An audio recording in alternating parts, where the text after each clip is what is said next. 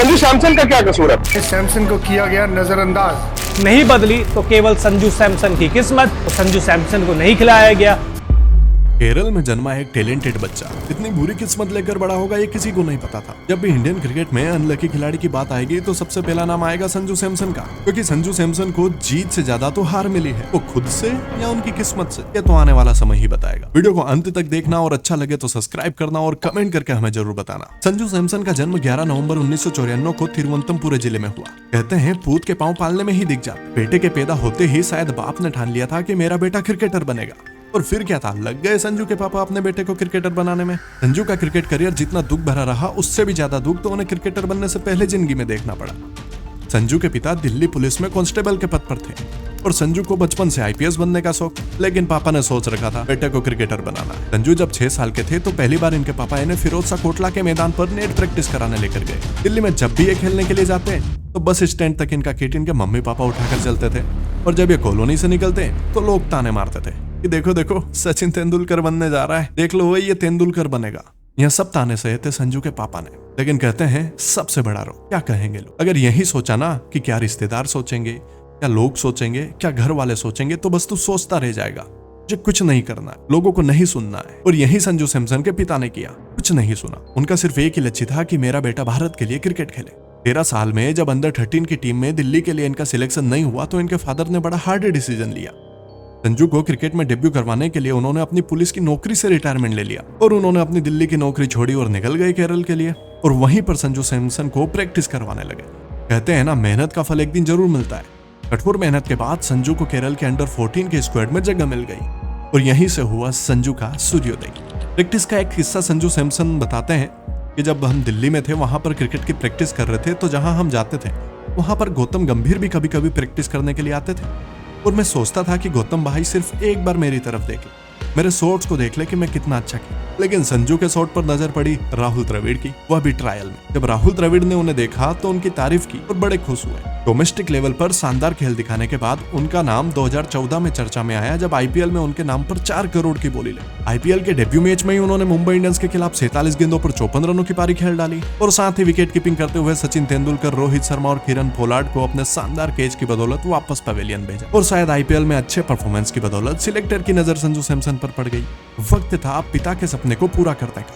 भारत की जर्सी पर 2015 में जिम्बाब्वे दौरे के लिए टीम इंडिया की T20 स्क्वाड का ऐलान होता है और रिप्लेसमेंट के तौर पर संजू सैमसन को जगह मिल जाती। संजू के परिवार में बहुत खुशी थी, पिता का सपना पूरा हो गया।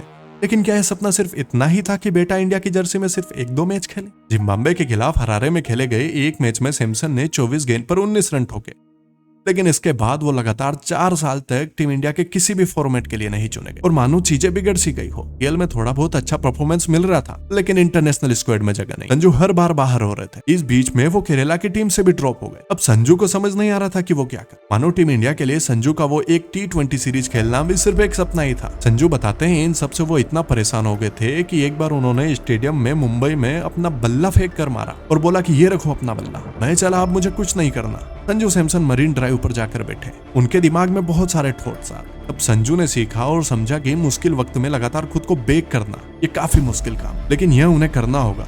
इससे उन्हें एक्सपीरियंस लेना होगा, तभी वह जाकर आगे चीजें आसान कर सकते। बाद में संजू को थोड़ा बुरा लगा कि जो बैट था जो उन्होंने तोड़ा था वो बहुत ही अच्छा बैट। वो सोच रहे थे कि मैं इधर उधर हाथ मार देता तो अच्छा होता, बैट फेंकने की क्या जरूरत थी। संजू सैमसन ने खुद पर काबू रखा।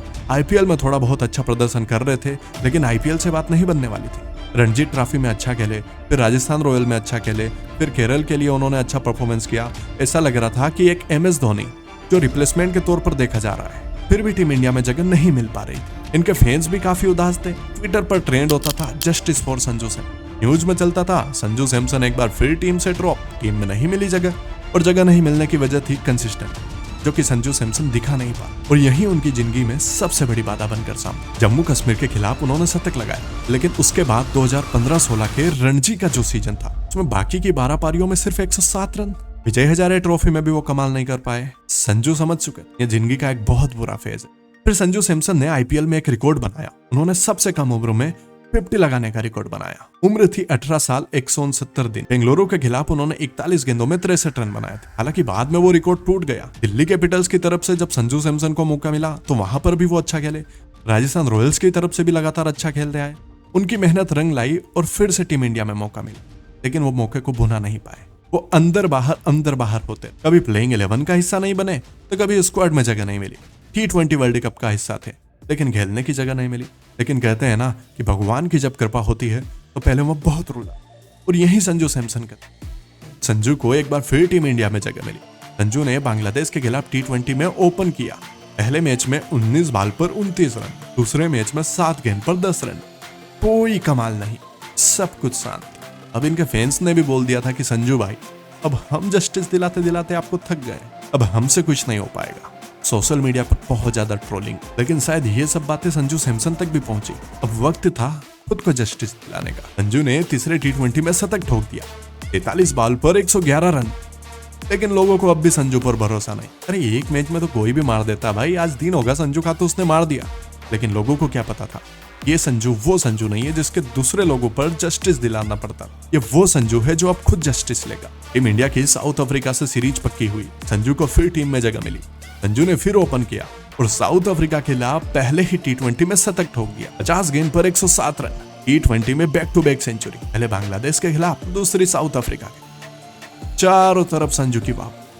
लेकिन उम्मीद है कि ये वाला संजू ऐसे ही अपने गेम को आगे बढ़ाएगा, अपने करियर को ऊंचाइयों पर लेकर जाएगा। वीडियो पसंद आई हो तो वीडियो को लाइक जरूर करना, चैनल को सब्सक्राइब करना। ऐसे क्रिकेट के वीडियोस अगर आपको किसी और क्रिकेटर के चाहिए तो कमेंट में उनका नाम डाल दीजिए।